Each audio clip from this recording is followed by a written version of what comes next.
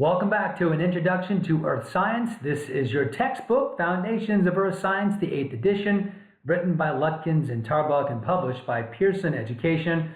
We are now into Chapter 12, Moisture, Clouds, and Precipitation. We're in the middle of a couple of chapters about weather, climate, atmospheric motions, and weather systems.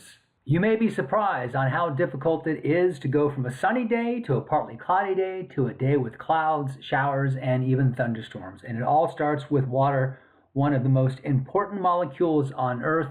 And we'll start with a conversation about matter and the three states of matter: solid, liquid, and gas. In the case of water, when it's a solid, it's ice. And when it's a liquid, it's the water you drink. And when it's a gas, it's water vapor, individual water molecules, H2O, individual molecules, H2O, 2 hydrogen, 1 oxygen atom, combined together covalently, floating around in the atmosphere. Invisible, you can't see them. They're a gas just like carbon dioxide or oxygen or nitrogen.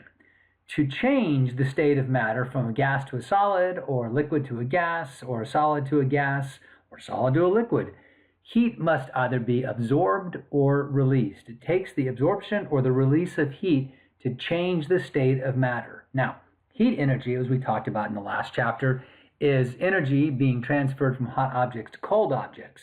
And it takes 1 calorie of heat necessary to raise the temperature of 1 gram of pure water 1 degree Celsius. So that's what a calorie is. It's the amount of heat that is necessary to raise the temperature of 1 gram of water 1 degree Celsius. So when you're burning calories, you're literally referring to the heat that your body's generating.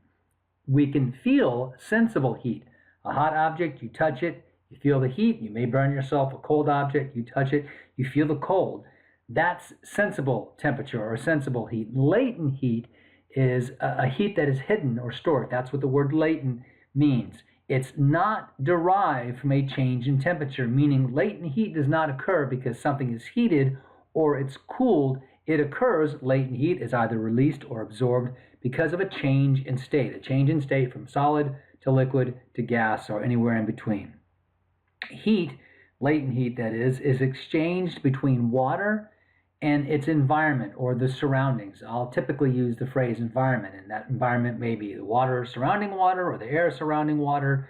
But when water changes state, ice to water vapor, whatever it happens to be, whatever change it is, when water changes state, heat is either absorbed, which means the environment or the surroundings are cooled, or latent heat is released, which means those surroundings or that environment is heated. So when latent heat is released, it's a warming process. When latent heat is added, it's a cooling process. And this has very important, very significant ramifications in the atmosphere. The release of latent heat when water vapor condenses in the clouds, and then the cooling that goes on when raindrops evaporate, all has a major influence on atmospheric processes. So let's talk about the 6 changes in state with regards to water: melting, freezing, evaporation, condensation, sublimation, and deposition. Melting, of course, is solid ice to liquid water, and it takes 80 calories per gram of water added to ice to get melting to occur. So you have ice, you have to add heat to that ice to get it to melt. And literally what you're doing is you're breaking the hydrogen bonds between water molecules. In ice, water is well arranged. It's got a very definite crystalline structure, 6-sided, a strong bond between the water molecules. And it takes 80 calories per gram of water added, latent heat added to the ice to get it to melt. And so you're taking heat out of the environment, and therefore melting is a cooling process. Now, I can give you an example of taking a cooler full of warm drinks, let's say iced tea in a can, or soda, or warm beer, which would even be worse. You take that warm beer, you throw it in an ice chest with just ice, and you wait. But if you add water to that ice, the melting ice literally requires heat for the ice to melt. It requires 80 calories per gram of water for that ice to melt, and that heat has to be taken from somewhere. And if there's cans of warm beer, it's going to take it right out of that beer and cool the beer very, very quickly. So melting is a cooling process. Freezing, a liquid is changed to a solid. 80 calories of heat are released. So this is a kind of a counterintuitive. When ice well, I should say, when water freezes to solid ice, loosely bound molecules of water become much more tightly bound in structure, and heat is released. Heat is literally released. And you can do an experiment taking pure water and freeze it below zero, and then get it to freeze instantaneously by dropping a little speck of ice in there. And you'll see the thermometer rise, the temperature will go up just a little bit, but it's all it means. It's just a little bit of warming that occurs. Freezing is a warming process. Very, very important in atmospheric processes will be evaporation and condensation. Evaporation is when a liquid changes to gas. Think about sweat. When you sweat, it's not the liquid sweat on your body that's supposed to make you feel better. As a matter of fact, that typically makes human beings feel awful. So when you sweat, how is that supposed to be a human cooling process? Well, the sweat is supposed to evaporate, and it requires 600 calories per gram, as in 7 times as much as it requires for melting. It requires 600 calories per gram of water, of heat, to be added to that water to get those bonds, making liquid water a liquid, to break down and release those molecules as gas molecules. 600 calories, a tremendous amount of heat is required, and that heat that has to go into those molecules cools the environment around it. It cools the environment. So evaporation, like sweating evaporating from your skin, is a cooling process. So if you go out west and it's super low humidity, you get out of the pool and that water on your body evaporates very, very quickly and you feel chilly. You go outside in August and maybe you have some sweat running down your forehead, and it never evaporates, and so it never achieves a cooling process, and that's why it feels so much hotter in a humid environment. And that's known as the latent heat of vaporization. Very, very important in atmospheric processes. But probably the most important is this heat that is released. And again, 7 times as much, 600 calories per gram of water of heat are released when water vapor, gaseous water, H2O molecules zipping around, condense into water droplets. Condensation is a warming process. When humidity condenses into clouds, heat is released, and tremendous amounts of heat are released. And it's a very important process in the atmosphere. It's one of the main methods of moving heat and moisture from one part of the globe to the other. It's the latent heat of condensation. Sublimation is when ice goes directly to a gas, and if you put a bunch of ice in your freezer and didn't open your freezer for 6 months, and you open that freezer up, a lot of that ice would be a lot smaller, because quite literally the air in the freezer had a low relative humidity and the ice sublimated. It went from the solid ice directly to a gas, and of course deposition is just the opposite. And think about frost. Frost is not frozen dew or frozen water. Frost is water vapor that freezes directly to objects in sub-freezing conditions, and that's known as deposition. All right, so this is what we see in the book, and I think that the colors that they use are a little confusing, but you just sort of have to work with what the author was, or the illustrator was trying to show you. Essentially, you have molecules that go from a solid to a liquid to a gas, or from a gas to a liquid to a solid. And by the way, does this look like Mickey Mouse to you? Well, it should, and that is H2O, two hydrogen atoms and 1 oxygen atom together to make an H2O molecule. And that's literally the 6-sided structure, crystalline structure that they form when it's solid ice, which is why snowflakes have 6 sides.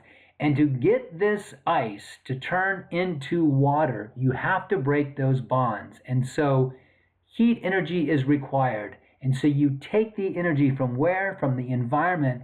And so to achieve melting or sublimation, to go from solid to a liquid or solid to a gas, it requires heat energy to go in to break those bonds, break them a little bit to make it water, break them a whole lot to make it gas.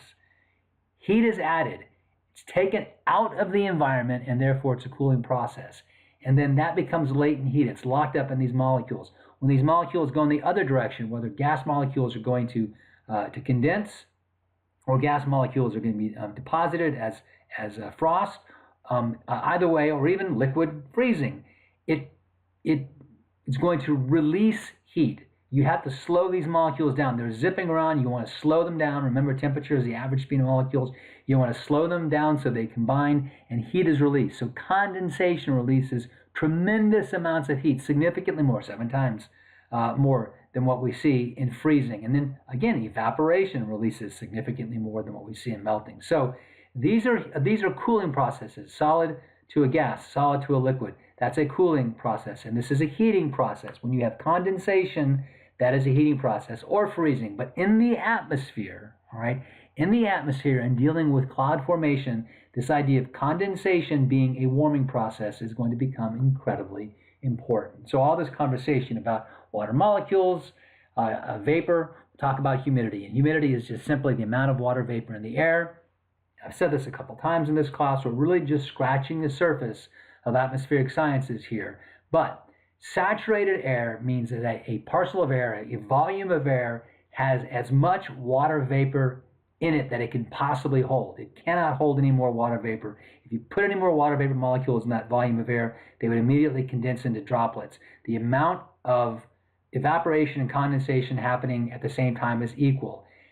Air is filled to its capacity with water vapor, and that capacity is temperature dependent. And it is simple as this.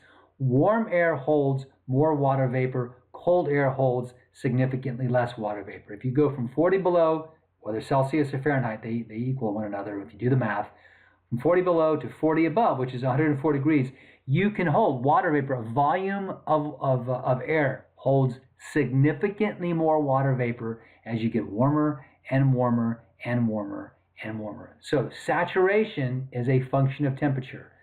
As temperature goes up, you can fit more water vapor into a parcel of air or a volume of air. Warm air has a much greater capacity. So water vapor, like any other molecule in a parcel or a volume of air, adds pressure. And so the amount of pressure being added by water vapor is called vapor pressure. There's another concept which says, what if you took that exact same volume of air and it was completely maxed out with water vapor? Let's say this first volume of air that I mentioned, water vapor pressure in, was only 50% relative humidity. All right, let's say it only had half that it could hold.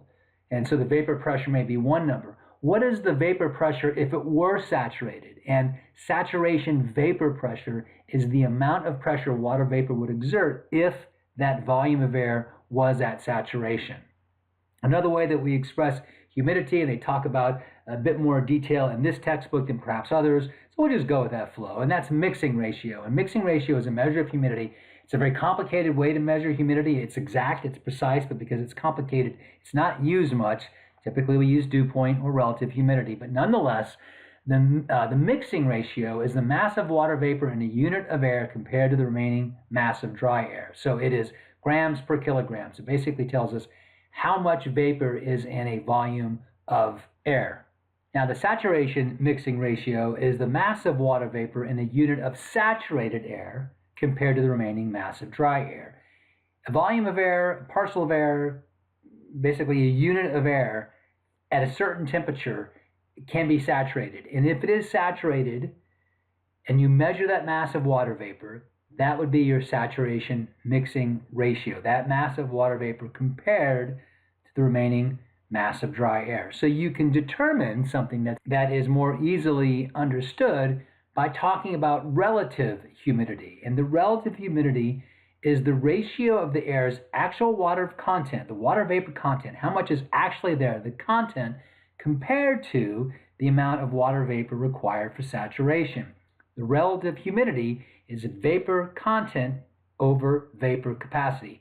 How much is actually there compared to how much could it actually hold, dependent on temperature and pressure, dependent specifically on temperature and pressure. So while relative humidity is a ratio that's easy to understand, it's 90% relative humidity, it can be misunderstood because 90% relative humidity at 3 degrees Fahrenheit is a much, much, much different amount of water vapor than 90-degree relative humidity, or 90% relative humidity at 100 degrees. It'd be significantly more water vapor. So relative humidity, while often used, is again relative to what the temperature actually is. So relative humidity is expressed as a percentage. Saturated air, the content equals the capacity. In saturated air, the amount of water vapor that air can hold is equal to the amount of water vapor that it does hold. The content, how much is actually there, equals how much it can hold, and that's 100% relative humidity. If there was absolutely no water vapor at all in that parcel of air, the relative humidity would be 0%. Relative humidity then can be changed in two ways. You can literally put more vapor into a parcel of air, or you can change the temperature. And when I say you can put more vapor into a parcel of air, really should say you can either put or remove. You can increase the relative humidity. You can take it from 80% to 90% by shoving more water vapor in there. You can decrease the relative humidity 80% to 60% by taking some of that water vapor out. But you can also simply change the temperature. Changing the temperature, because remember, the capacity, this bottom number, the capacity, is dependent on temperature, with lower temperatures having lower capacity and higher temperatures having higher capacity. So how could you add or remove water vapor in the atmosphere for real at your house? Well, a north wind blowing in a cool, dry air mass would remove water vapor from the air and lower the relative humidity. A south wind bringing in a warm, humid air mass would increase the relative humidity of the air, would increase the vapor content of the air with more water vapor in the air, and increase the relative humidity. But the relative humidity, if water vapor content is not changing, if it is fixed, the relative humidity will change. It will decrease if you heat the air up, and it will increase if you cool the air off. It'll increase to 100%. And of course, at 100% relative humidity, you begin to get condensation. And so condensation generally is a function of cooling the air. The dew point then is the temperature to which a parcel of air has to be cooled in order to reach that saturation. If I have the air outside and it's 60 degrees and it has 85% relative humidity, and I cool it to 55 degrees, but now we're at 100% relative humidity because I've cooled the air off, I've lowered its saturation mixing ratio, I've lowered its saturation vapor pressure, I've lowered its ability to hold water vapor, and so your relative humidity goes from a lower number to 100%, then that temperature, that 55 degrees, is going to be your dew point. The temperature at which saturation is achieved is your dew point. All right, here's an example. We have a parcel of air, all right, that is at 25 degrees Celsius, so we never change the temperature here. So how can we change the relative humidity? At the bottom, number 3, you can see 25%, 50%, 100%. If we don't change the temperature, we have to change the content. In this first parcel of air, we have 5 grams of water vapor. 5 grams of water vapor, all right? And we know by looking at a table that the saturation mixing ratio at 25 degrees Celsius is 20 grams. So this is a given. This is a fact. This isn't something you're figuring out from this illustration. The saturation mixing ratio at 25 degrees Celsius is 20 grams. All right? That's table 12.1 in your book. All right? That's a given. So you take your 5 grams, which is the content, you divide it by the 20 grams, which is the capacity. 5 divided by 20 is going to be 25%. That's going to be 0.25, and then you multiply it times 100, you can get 25%. All right, so how can I increase the relative humidity to 50%? Well, I have to increase the content. I increase the content from 5 to 10. Now I take my content 10 divided by my capacity. Has it changed? It has not changed. From our table, 12.1, 25 degrees Celsius is 20 grams. That is the capacity. That is the capacity. That is the content. 10 grams capacity, check that. 20 grams capacity, 10 grams of content, 10 over 20 is 0.5 times 100 is 50%. How can I get it to 100% relative humidity? Well, you probably already know. Increase that content to 20 grams. 20 divided by 20 is 1. Multiply times 100 is 100%. So you can increase, and you could go the other direction.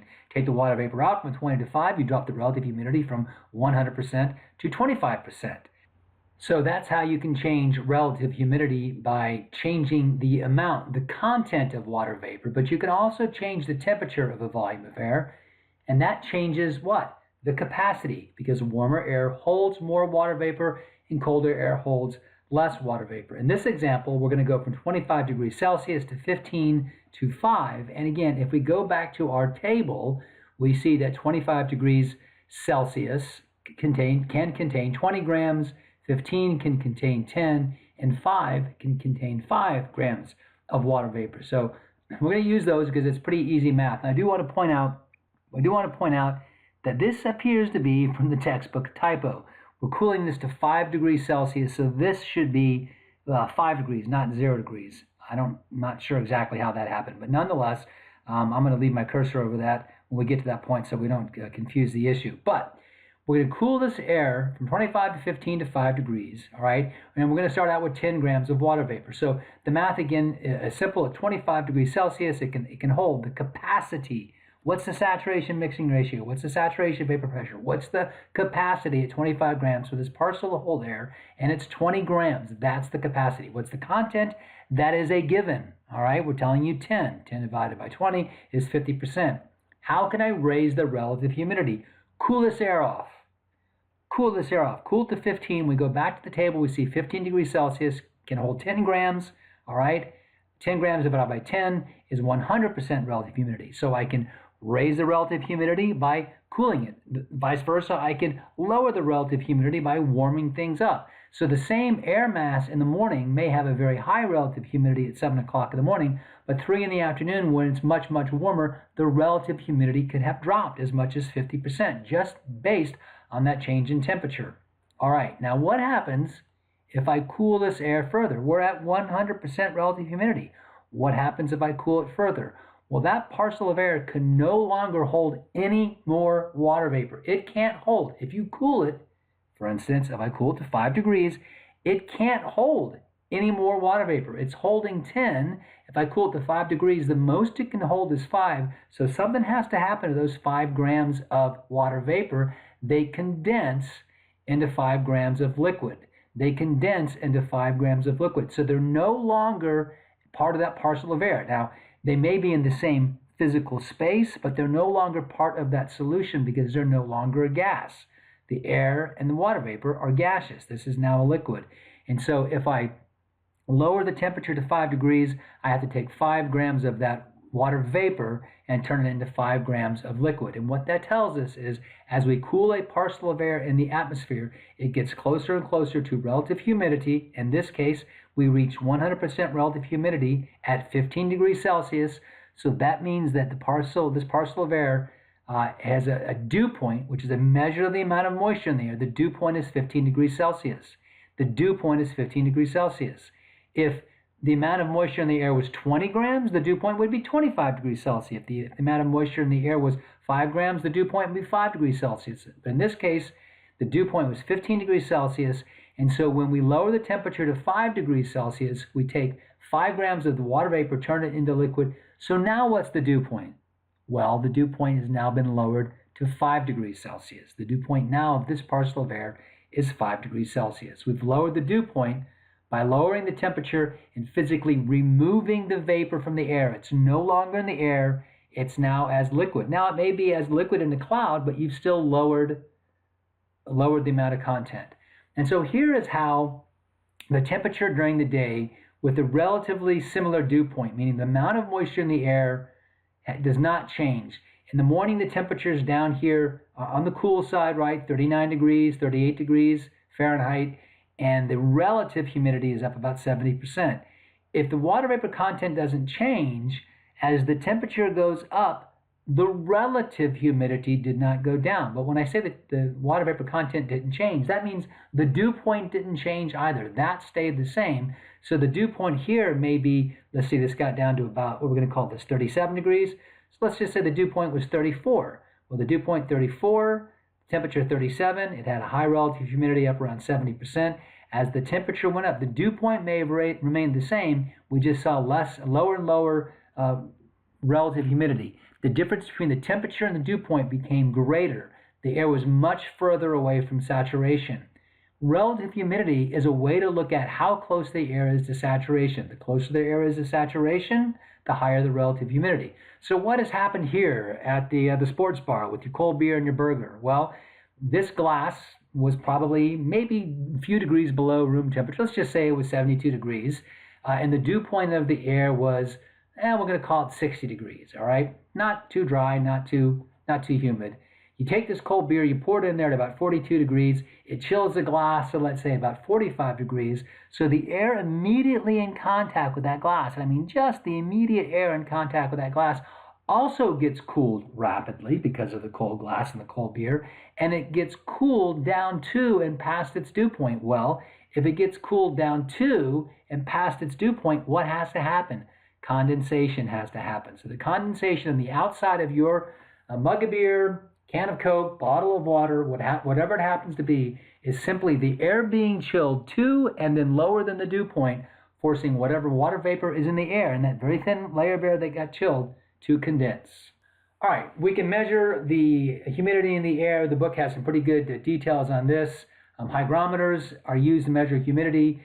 Electric hygrometers are pretty much what we use now. Psychrometer is kind of an old school method. We also have these things called hair hygrometers, where you take a horsehair and you stretch it between two little, basically two little pinchers, and as it got more and more humid, the horsehair would curl up and it pulled the little things together, and that would tell you that the humidity was increasing. Bottom line is, most humidity and temperature readings are done electrically and with lasers now, but there are old school methods called psychrometers that can measure the humidity. This should not be a huge shock to you. Distribution of humidity across the continent, highest here in Florida, pretty darn high here in parts of the Mississippi, down into Texas, and of course very, very low here in the desert Southwest. And here is that psychrometer, and this is called the sling psychrometer. And what you do here is you have a thermometer, and then you have what's called a wet bulb. You take that little sock, you dip it in water, and then you spin this around, literally spin it around.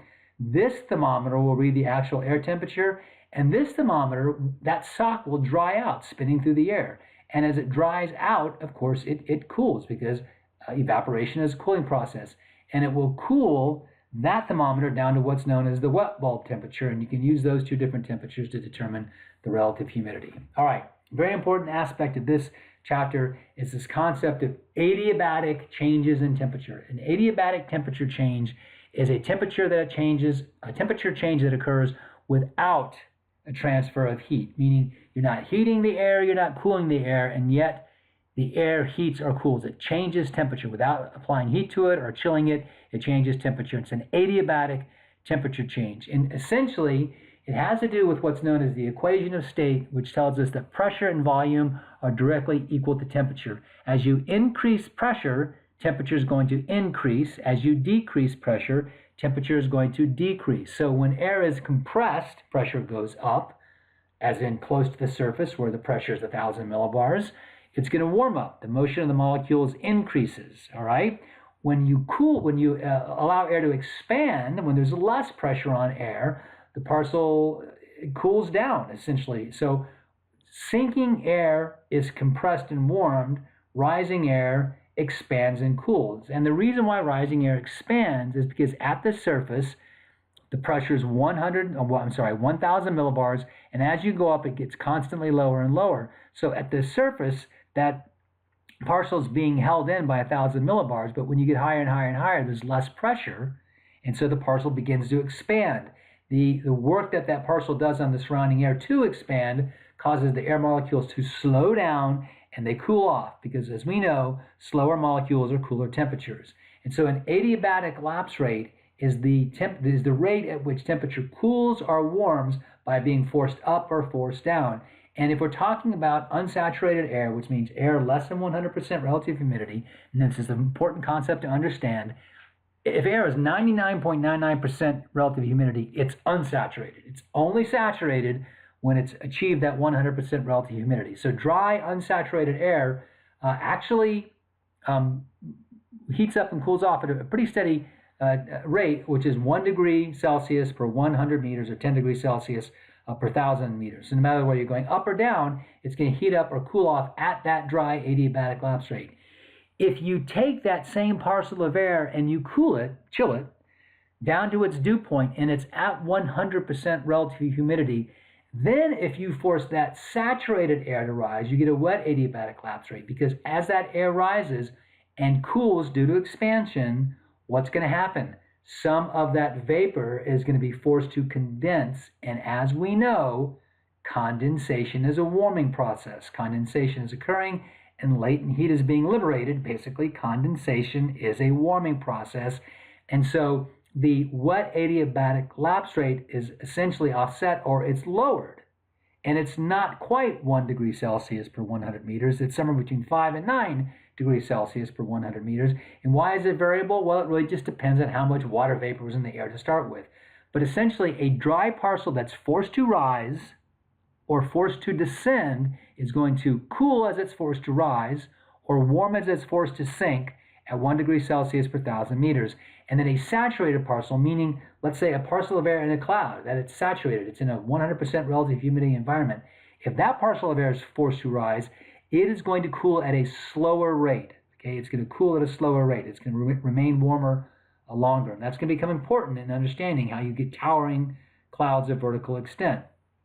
So here are the basics of cloud formation and adiabatic cooling. I take my parcel of air, it's 32 degrees Celsius, not Fahrenheit, 32 degrees Celsius, and I force it to rise, and it reaches saturation or condensation at 2 degrees Celsius. So tell me, what is the dew point here? The dew point is 2 degrees Celsius. So for every 1,000 meters, it's going to cool at a dry adiabatic lapse rate of 10 degrees Celsius, 32, 22, 12 to 2.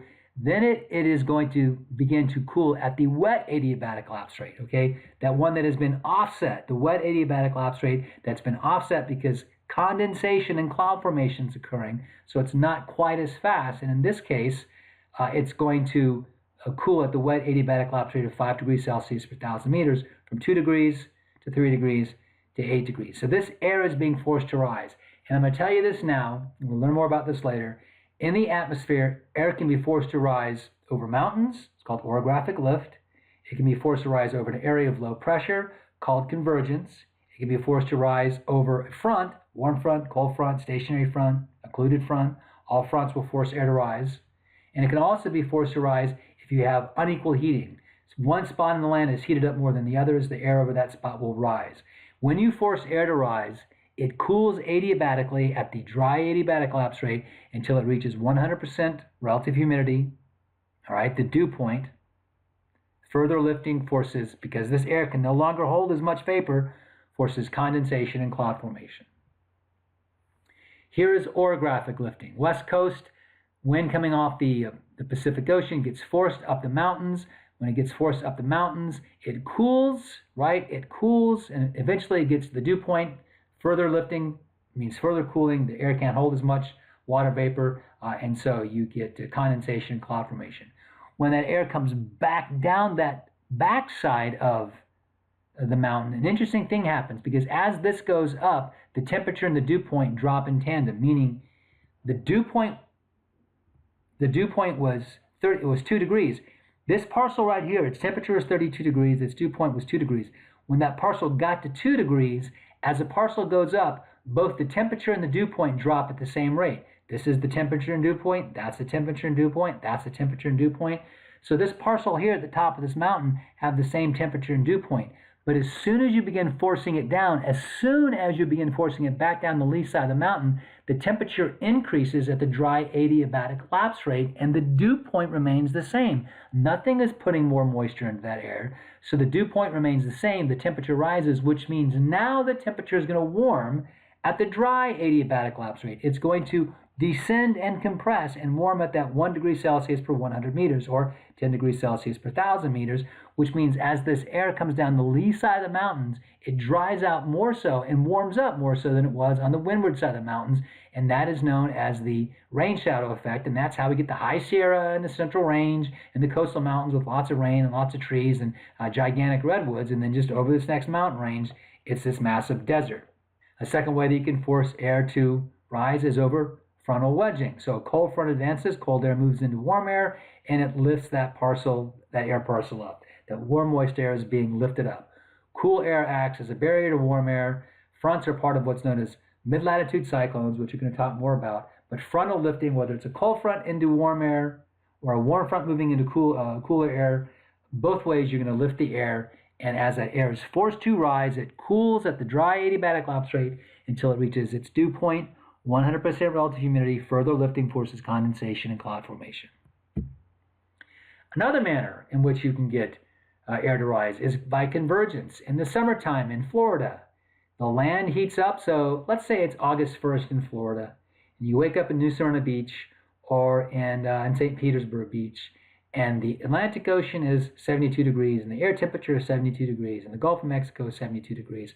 8 hours later, what is the temperature of the land? Well, it's about 94, right? It's blazing hot.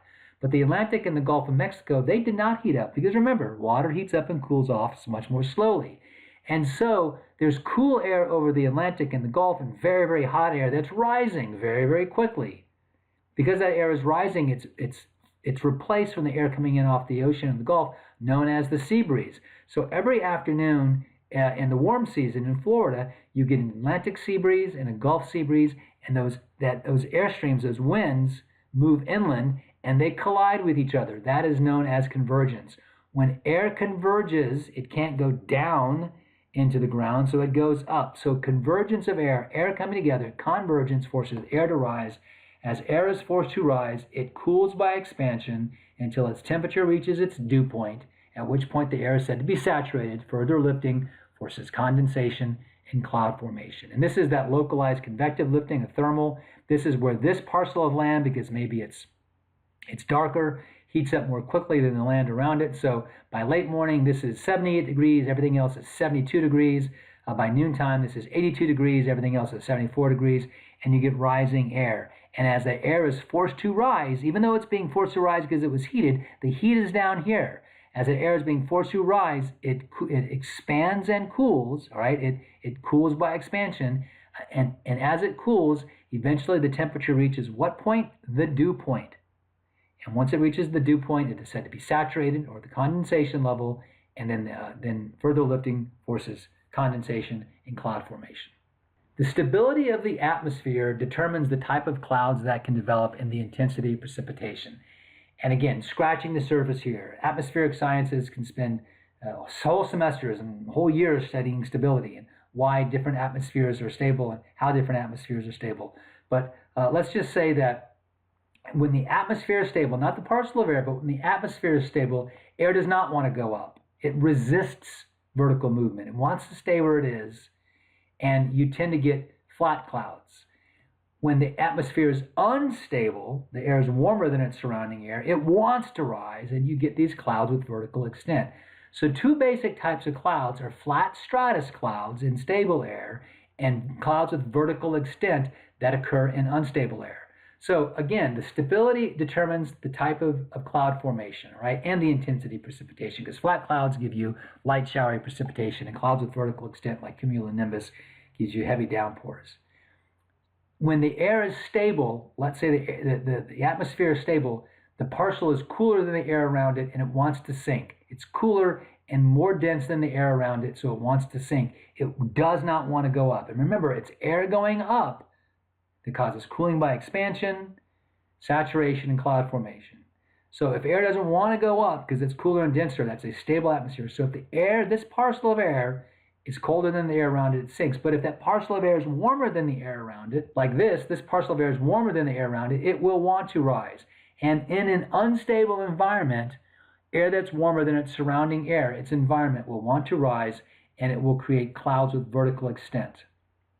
All right, so we look at the environmental elapse rate, how the temperature changes with height, right? So the environmental elapse rate is how the temperature changes with height. We talked in the last chapter about measuring that with a weather balloon, all right? When you have stability, no matter how high you push up that parcel, no matter how high you force that parcel to rise, again, in a stable environment, the parcel resists rising. It doesn't mean it won't. If it's being pushed up a mountain, if it's being pushed up over a front, if it's being pushed up by convergence, it will be forced to rise. But if no matter how much you push it up, all right, it's always colder and denser than its environment, it will want to sink back down. And even if you push it up to the point where you have saturation and cloud formation, that parcel's desire to sink back down means that those clouds will tend to be flat, all right? So you take your parcel, and it's at 25 degrees, and you go up 1,000 meters, and it's going to cool. It's going to expand and cool to 10 degrees. All right, and you take it up another 1,000 meters, it's going to expand and cool to 5 degrees. But it's about the same temperature as the surface here. It's cooler, and it's cooler here. The environmental lapse rate is going 5 degrees Celsius per 1,000 meters. This is cooling at 10 degrees Celsius per 1,000 meters. So it's cooler than its environment. So even if it's being forced up, by some reason, it's going to have a tendency to sink back down. And that's a stable environment. And when you have a stable environment, if you take that parcel and you force it up to its dew point. So it's 20 degrees Celsius. It reaches its dew point at 0 degrees Celsius. All right, that's its dew point. Further lifting, again, that parcel can no longer hold more water vapor, so it forces it to condense into clouds. These clouds will tend to be stratiform clouds, all right, stratus-type clouds. The tendency is for the air to want to sink. When you have an unstable environment, the volume of air is warmer than the air around it, and it wants to rise like a hot air balloon. Of course, rising air, warmer and less dense air, rises because it's warmer and less dense. It's buoyant than the air around it. And it rises until it reaches a latitude, or an altitude that is, at the same temperature. And it rises, and even though there's adiabatic cooling going on, as long as it's warmer than its environment, then it's going to continue to go up. The types of clouds you get are clouds with vertical extent, towering clouds. And you get this thing called conditional instability. The atmosphere is stable for an unsaturated parcel, but unstable for a saturated parcel. So what that looks like is you have a 40 degree Celsius parcel, 30, 20. As you force it to rise, it's being forced to rise. As you force it to rise, it's cooling at 10 degrees Celsius per 1,000 meters, 40 to 30, 30 to 20. 20 is its dew point. That's where it reaches saturation.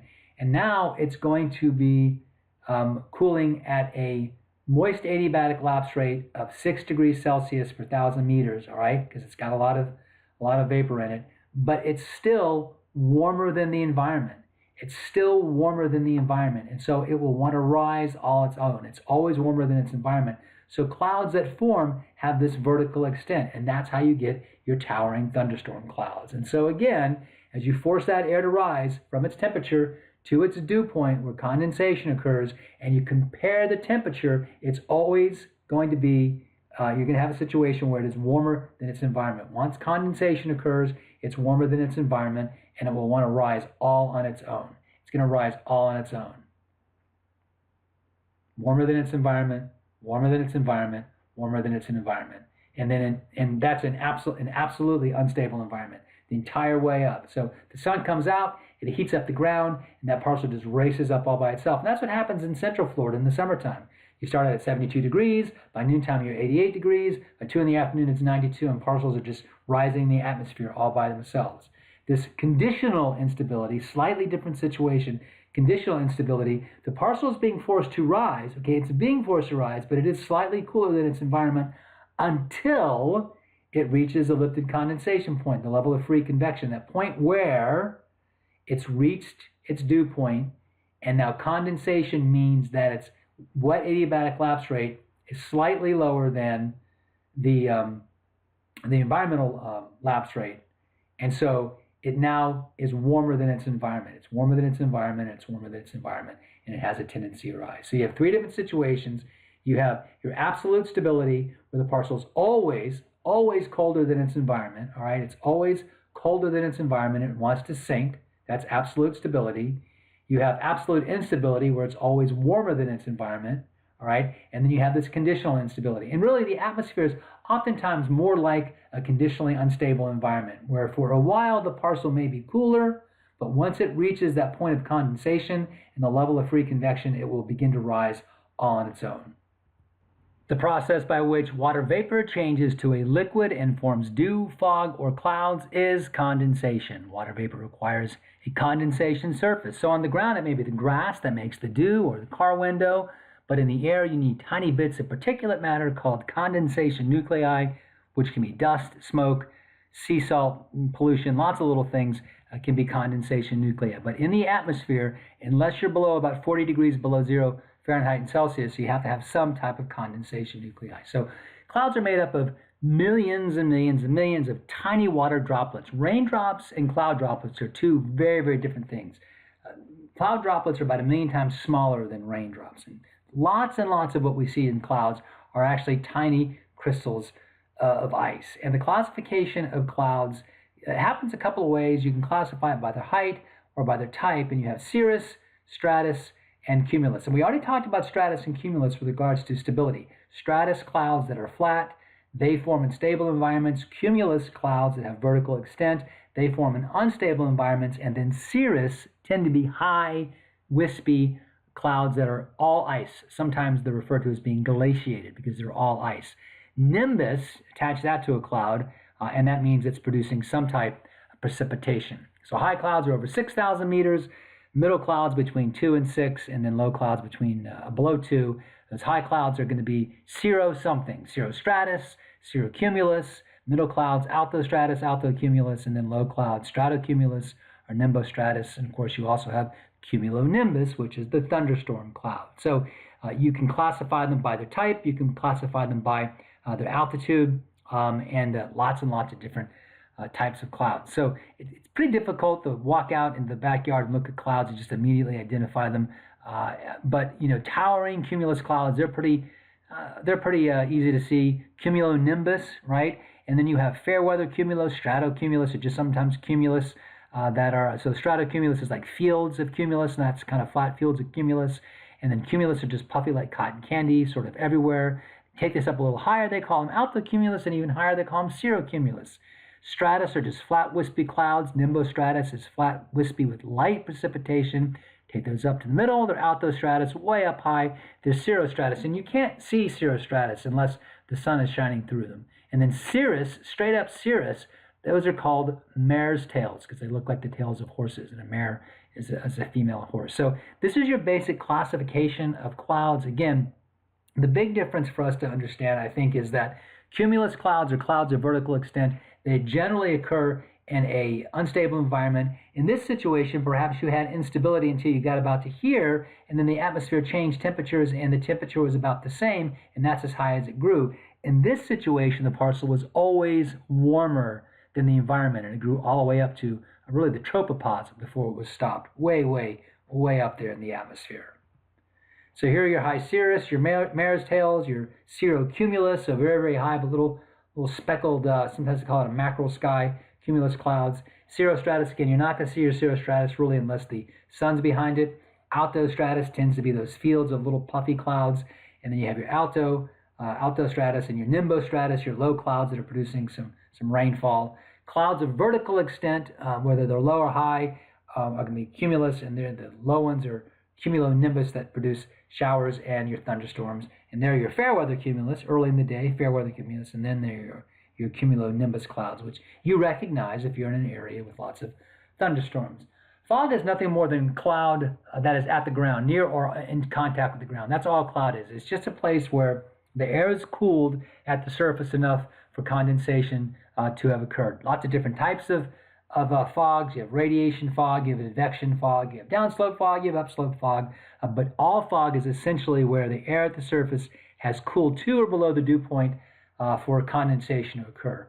Radiation fog is when the Earth's surface cools rapidly and it just radiates, the Earth's surface literally radiates away its heat, and it forms during cool, clear, long winter nights, and the Earth gets very cold and fog forms. Now, if that very cold is below freezing, then it's not fog, it's frost.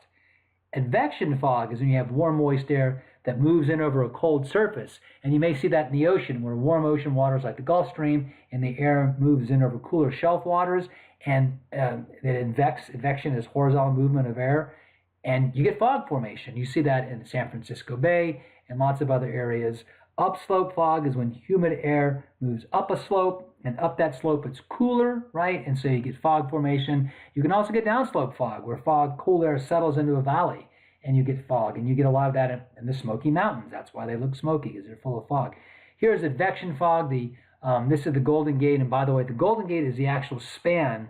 The Golden Gate Bridge is the bridge over the Golden Gate, but the Golden Gate is actually a span where the water goes into San Francisco Bay, and you have warm, moist air that comes in over colder water, and you get advection fog that rolls in. This is radiation fog, where this part of the valley cools very quickly, and it gets down to the dew point, and you get fog forming. You also have steam fog and frontal fog, which is sometimes called precipitation fog. But pretty much no matter how the fog forms, essentially you have air that is chilled in some way down to or below the dew point, and condensation occurs. And this is the distribution of fog and the different types of fog that you may see around the country. All right, so how does we get a cloud droplet, which is itty bitty, teeny tiny, to turn into a raindrop? Well, literally what happens in most situations is cloud droplets turn into ice particles, and ice particles grow large enough to fall out of the sky. Now, do they hit the ground as ice? Probably not. Probably they melt before they get to the ground, and they just come down as cool rain. And that process where cloud droplets, liquid water, turn into pieces of ice that fall from the sky that eventually melt and turn into rain is called the ice crystal process or the Bursztyn process. In most of our clouds above the freezing level, above the point in the atmosphere where it's below freezing, most of our clouds, even though they look like clouds in the ground, they are a combination of super cold water, below freezing water, droplets, no condensation nuclei to freeze to, and ice. And there's a lot of ice. The tops of clouds are typically all ice. They refer to them again as glaciated. So the ice crystals literally collect the water droplets. The ice crystals grow larger at the expense of the water droplets, and eventually those crystals grow large enough to fall, sometimes as snowflakes, but of course, sometimes as rain. And again, you can see here the scale of condensation nuclei, teeny tiny, and then small cloud droplets and slightly larger cloud droplets. But this is how much larger a raindrop is. So raindrops, it really takes a lot to get a droplet to turn into a raindrop. So the Bursztyn process, or the ice crystal process, is essentially cloud droplets sticking to and making ice crystals get larger and larger and larger. Now there's a second process that occurs in warm clouds, like in the tropics and in the bases of thunderstorms, which is referred to as collision and coalescence. And that's simply where you have enough of a differentiation in cloud droplets, and big cloud droplets and small cloud droplets, and some upward motion and some downward motion, that the water droplets are banging into each other. Now, water droplets that are so teeny tiny, the volume of the water compared to the surface tension of the water, that surface tension is high enough that typically teeny tiny water droplets, if they're moving slowly, you're just going to bounce off of each other. You have to have some difference in size, and you have to have some difference in the motion of the droplets up and down. But if you have enough of a difference in size and enough upward motion, you're going to get cloud droplets that bump into each other and they stick together. And once they get big enough to begin to fall, maybe 4 millimeters, they begin to fall, and this whole event occurs where water or air pushes up underneath them and splits them into smaller pieces, and then those other pieces turn into raindrops. And it's just a whole process of collision and coalescence. So precipitation is all broken down. It's all classified by its size and form. Rain, drizzle, and mist. Rain is 0.5 millimeter or larger. Drizzle is less than 1 millimeter. And mist is just the smallest droplets that can reach the ground. Of course, snow is not just an ice crystal, but it's an aggregate of ice crystals. Snowflakes are when tiny ice crystals that we talked about that grow larger and larger in the cloud, they begin to fall, and as they fall, they bump into each other and stick together, and they grow into ice crystals. But there's also sleet, and sleet is a special type of precipitation. It starts out as ice, it falls into a warm layer and kind of melts, and maybe mostly melts, and then it falls into a very, very cold layer at the surface where it refreezes, and it freezes into a pellet. So sleet is like a pellet, and you can hear it bounce and sort of tap if it hits the roof of a car. Sleet are pellets of frozen rain. Freezing rain, sometimes called glaze, freezing rain is a much different thing, and it's much, much more dangerous. It essentially is where you have a very, very, very cold and very shallow cold layer at the surface. And as the raindrops, whether they started in snow, as snow and melted or always just drops, but they hit that very, very shallow, super cold layer, and they don't freeze until they strike objects on the ground. And the moment they strike the object, they instantaneously freeze, and that's where we get the term freezing rain. Well, the problem with freezing rain is water weighs 8.6 pounds per gallon. So all this ice on all these tree limbs and all these power lines adds up to a tremendous weight, and you get a lot of tree limbs and power lines down. But also, when the freezing rain strikes the ground, it will freeze in the ground on contact, and oftentimes roadways, you can't even tell there's ice on them. Sometimes they refer to that as black ice. So freezing rain really is one of the most dangerous types of winter precipitation. So here is your basic precipitation profile. If the air is sub-freezing from the cloud all the way to the ground, you just get snow, right?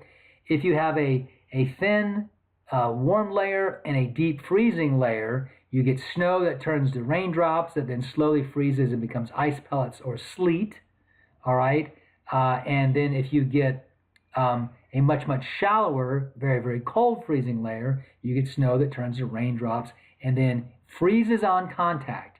And that's that freezing rain, that very dangerous situation. And then you have what we have here in the south, where you have snowflakes at the top, way up there, but below the freezing layer, they melt and it just turns into raindrops and rain. So there's your 4 basic types of precipitation based on the temperature profile. Hail is a whole different subject. Hail is in a thunderstorm, and thunderstorms, sometimes we call them thunderstorm cells because they have an updraft and a downdraft, and we're going to talk about this in the next chapters. But the updrafts can be very, very powerful. And essentially what happens in the updraft is ice pellets that form, they get pushed up, they may fall back down, and then get pushed back up again and fall back down and get pushed up again. And you can see they get layers of ice that form on them. So this is the first trip to the updraft, and then maybe a drop in the second trip to the updraft, and the third, and the fourth, and the fifth. And the largest hailstones were these kind of odd shapes, with 7 inches across. So they can become gigantic if those updrafts are strong enough. They don't actually fall out of the cloud until the stone is actually too heavy for the updraft to support. So hail is a whole different type of precipitation, and it's something that really is specific to thunderstorms, and we'll talk more about that. And when we get to thunderstorms and severe weather, we also have rime, which is when you hear about de-icing an airplane. Rime is just when vapor just accumulates on sub-freezing objects. And so airplane wings can get very, very cold, and vapor can accumulate on them as ice, and that is referred to as rime. And rime is easily recognized because it's got that milky, granular texture to it. Of course, measuring these things, rain is the easiest to measure. There's lots of different types of rain gauges. A lot of it's all electronic now. A lot of it really now is all based on Doppler radar, but there's some old school ways to measure rain with rain gauges. And then you've got this tipping bucket thing where each time this bucket fills up, it tips over, and the machine counts the number of tips and therefore knows how much is there. But again, science has given us lots and lots of ways in recent years to measure rainfall, and one of those ways is through Doppler radar. And last but not least is snow depth, and there is the water equivalent of snow, which is basically a 10-to-1 ratio. For 10 inches of snow, the water equivalent would be 1 inch. So that's going to wrap up this chapter. We have lots more to talk about with atmospheric science as we continue our study of Earth science. That was chapter 12 from the textbook Foundations of Earth Science, the 8th edition. Of course, we've been talking about the atmosphere for 2 chapters. Now, first we talked about the structure and the composition of the atmosphere and warming the atmosphere. This chapter was about moisture, clouds, and precipitation. Now we're going to move on to atmospheric motions, why the wind blows, and then eventually talk about weather systems. We'll start all of that with chapter 13 from Foundations of Earth Science.